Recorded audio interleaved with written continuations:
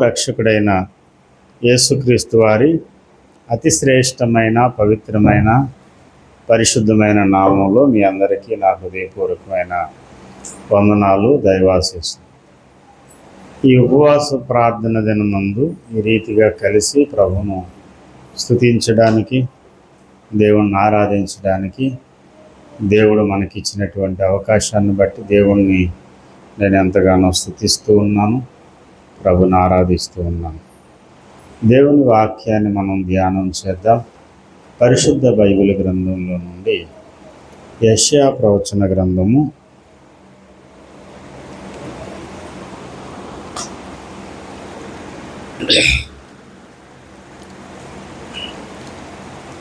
61వ అధ్యాయం. యెషయా గ్రంథం 61వ అధ్యాయం.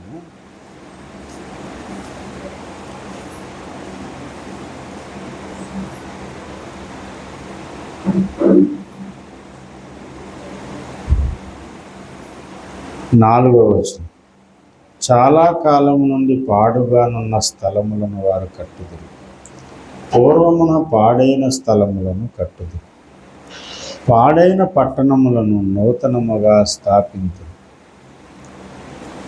తరతరముల నుండి శిథిలమై ఉన్న పురములను బాగు చేయదు. దేవుడి యొక్క పరిశుద్ధ వాక్యం ద్వారా మనందరితోనూ మాట్లాడినట్లుగా దేవుని ఆత్మ సహాయం కోరుకుంటూ మనం ప్రార్థన చేద్దాం. అందరూ కూడా తలలు వంచండి. దేవుని సహాయం కోరుకుంటూ నాతో కలిసి దేవుని యొక్క కృపను, దేవుని సహాయాన్ని అర్థిద్దాం.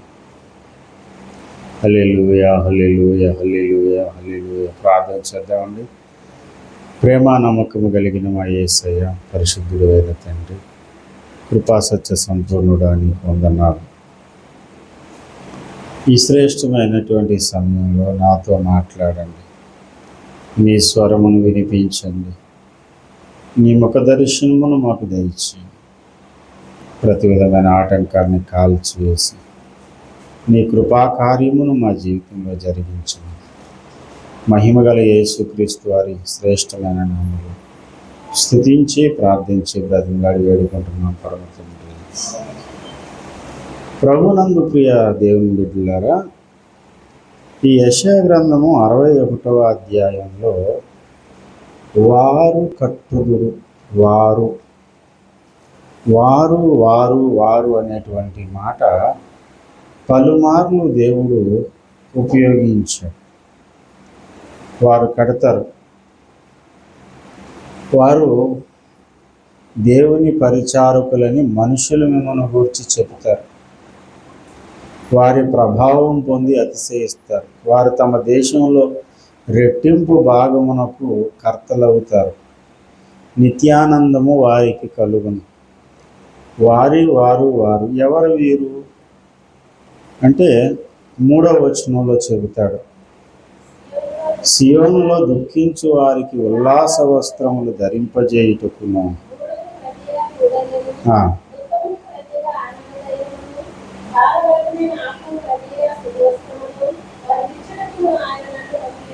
దేవునికి స్తోత్రం. వారు ఏమయ్యారంటే, యెహోవా తన్ను మహిమపరుచుకున్నట్లు నీతి అను మస్తకి వృక్షమనియు యెహోవా నాటిన చెట్లనియు వారికి పేరు పెట్టబడును.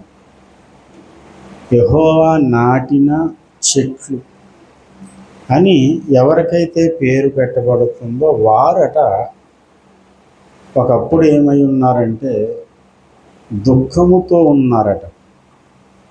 సియోనులో ఉన్నారు, దుఃఖంతో ఉన్నారు. ఆ దుఃఖంతో ఉన్నవారికి ఆయన ఏమి ఇచ్చాడంటే ఉల్లాస వస్త్రములు ధరింపజేశాడట. బూడిదకు ప్రతిగా ఆనంద తైలాన్ని, దుఃఖమునకు ప్రతిగా ఆనంద తైలము, బూడిదకు ప్రతిగా పూదండ, దుఃఖమునకు ప్రతిగా ఆనంద తైలము, భారభరితమైన ఆత్మకు ప్రతిగా స్తుతి వస్త్రము. అంటే ఒకప్పుడు దుఃఖము, వేదన నిండినటువంటి వారు దేవుని చేత ఉల్లాసము, పూదండ ఆనంద తైలం పొందారు. భారభరితమైన ఆత్మ పోయి ఇప్పుడు వారి మీదకి ఏమొచ్చిందంటే స్తుతి వస్త్రం వచ్చిందట. ప్రియమైన దేవుని బిడ్డలారా, దేవుని సంఘంలో దుఃఖంలో ఉన్న వాళ్ళు కొంతమంది ఉన్నారు. యెహోవా హితవస్త్రమును మన దేవుని ప్రతిదండన దినము ప్రకటించుటకు, దుఃఖాక్రాంతులందరినీ ఓదార్చుటకు. ఈరోజు మనం ఏ విషయాల్లో దుఃఖభరితులుగా ఉన్నామో, ఏ విషయాల్లో మన హృదయం భారంతో నిండిపోయిందో. ఒక మనిషి అంట పైకి నవ్వుతూనే ఉంటాడట, కానీ అతనిలో మానని దుఃఖము అనేది ఆవరించి ఉంటుందట. ఇక్కడ కూర్చున్న మనం అందరూ చూడడానికి జాయిల్గా సంతోషంగా ఉన్నట్టు కనపడతాం, కానీ కొంతమందికి ఆత్మ సంబంధమైన శిఖరాలు నేను ఎక్కలేకపోతున్నాను, అనుకున్న రీతిగా నేను ప్రభువునందు స్థిరుడిని కాలేకపోయాను, నా ప్రయత్నాలు నా ప్రయాస వ్యర్థం అయిపోతుంది తప్ప నేను ముందుకు సాగలేకపోతున్నాను అని ఆత్మ సంబంధమైన విషయాలను గూర్చి దుఃఖపడేవారు, వేదన పడేవారు కొంతమంది పరిస్థితి ఏంటంటే భౌతికమైన విషయాలను గూర్చి, ఎందుకు మాకు ఈ స్థితి, ఎందుకు మాకు ఈ పోరాటం, మా జీవితంలో ఈ పోరాటం తప్ప మాకేమీ దీవెన అనేది, ఆశీర్వాదం అనేది కనపడదా, ఎంతకాలం పోరాడతాం, ఎడతెగని పోరాటము, ఎడతెగని యాత్ర చేతునెందాక, దానికి జవాబుగా నిన్ను చేరుదాకా అని రాశాడు ప్రవక్త ఓఫీర్ గారు.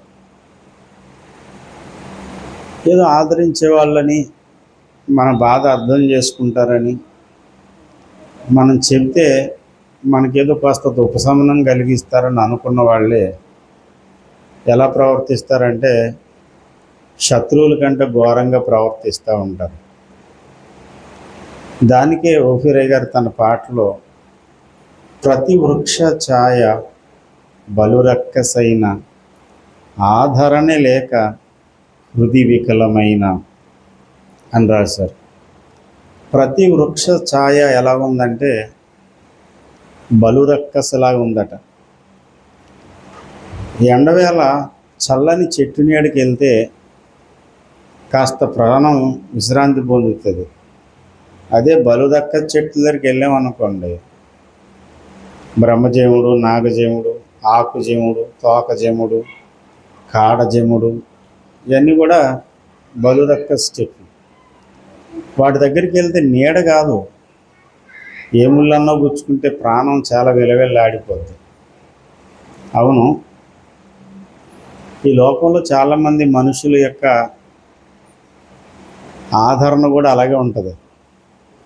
మనం ఏదో బాధ చెప్పుకున్నాం అనుకోండి, మొత్తం మోసేస్తారు ఊరంతా. ప్రతి వ్యక్తి యొక్క ఆదరణ, ప్రతి వ్యక్తి యొక్క మాట నిన్ను ఇంకా నొప్పిస్తూనే ఉంటుంది. అలా హృదయం బాగా నొచ్చుకున్నప్పుడు, వేదన గుండెను ఆవరించినప్పుడు ఇంకేం చేయాలో అర్థం కాక ఏం చేస్తారంటే ఒంటరిగా ఉన్నప్పుడు మనోదుఖంతో, హృదయ వేదనతో నింపబడతారు. ప్రత్యేకంగా ఏదో రోగం వచ్చో అంటే ప్రత్యేకంగా ఏదో సమస్య ఉందో ఏడ్చేవాళ్ళు కొంతమంది అయితే అసలు ఏ సమస్య లేకుండా ఏడ్చేవాళ్ళు కూడా ఉంటారు. నాకు తెలిసి ఒక సహోదరి క్యాన్సర్తో పోరాటం చేస్తున్నారు. వెళ్ళి అక్కను పలకరించి ఓదార్చాలని వెళ్ళాను. వెళ్తే శరీరం బాగా కృంగిపోయింది, శరీరంలో ఓపిక లేదు. కానీ ఆమె మనోనిబ్రత, మనోధైర్యం చూస్తే మతిపోయింది నాకు. నేను ఓదార్చడం మాట పక్కన పెట్టండి, ఆవిడే తిరిగి మమ్మల్ని ధైర్యం చెప్తుంది.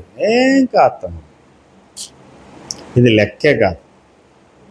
ఏదో ట్రీట్మెంట్ జరుగుతుంది. ఆవిడ మనిషి చూస్తే మొత్తం పాడైపోయింది. ఆమె మానసికంగా ఎలా ఉందంటే కింగ్లా ఉంది.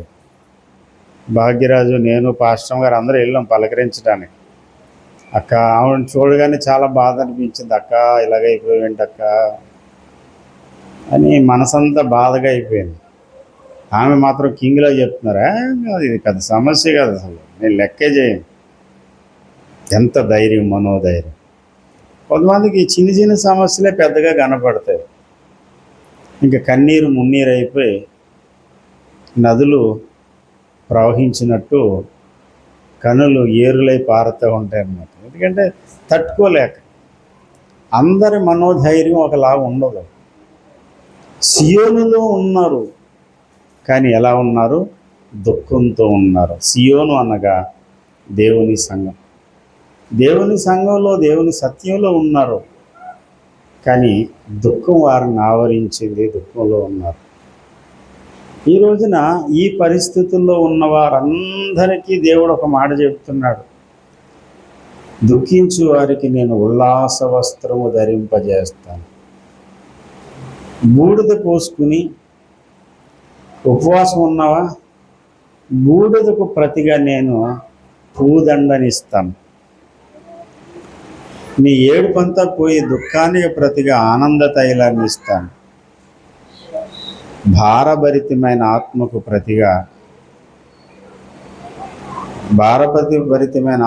ప్రతిగా స్తుతి వస్త్రమును వారికిచ్చుటకు ఆయన నన్ను పంపి ఉన్నాడు. దేవునికి స్తోత్రం. మన ప్రభు కేవలం రక్షణ ఇచ్చేవాడు, స్వస్థత ఇచ్చేవాడు అనుకుంటున్నాం. స్వస్థత రక్షణే కాదు, మన హృదయానికి ఉల్లాసముని ఇచ్చేవాడు కూడా. పరిస్థితుల ప్రభావాన్ని బట్టి నేను చెప్పాను కదా, రెండు రకాలు. ఒకటి భౌతికమైన పరిస్థితులను బట్టి బాధపడేవారు కొంతమంది. రెండో వాళ్ళు ఏంటంటే ఆధ్యాత్మికంగా ఎక్కాలనుకున్న ఉన్నత మెట్టుకి ఎక్కలేక, కుటుంబంలో కలతేమీ లేదు, డబ్బుకి కదువు లేదు, అన్నీ బాగున్నాయి, అయినను ఎందుకు నెమ్మది లేదు అని పాడారు దైవజనులు దినకరణయ్య గారు. అన్నీ బాగానే ఉన్నాయి సార్, అయినా ఎందుకో నెమ్మది లేదు. కొంతమంది భక్తులు ఎందుకు దుఃఖపడతారంటే ఆశించిన ఆధ్యాత్మిక శిఖరాన్ని ఎక్కలేకపోయామని. నేనే ఆధ్యాత్మిక శిఖరం ఎక్కాలనుకున్నానో ఆ ఆధ్యాత్మిక శిఖరానికి ఎక్కలేకపోయాను. అయ్యో, నా పరిస్థితి ఎందుకు ఇలా దిగజారిపోతుంది? నేను ఎంతో ప్రయాసపడుతున్నాను ముందుకెళ్ళాలని, కానీ ఎందుకు నేను ఈ పాపాన్ని జయించలేకపోతున్నాను? ఎందుకు ఈ శోధన నేను జయించలేకపోతున్నాను?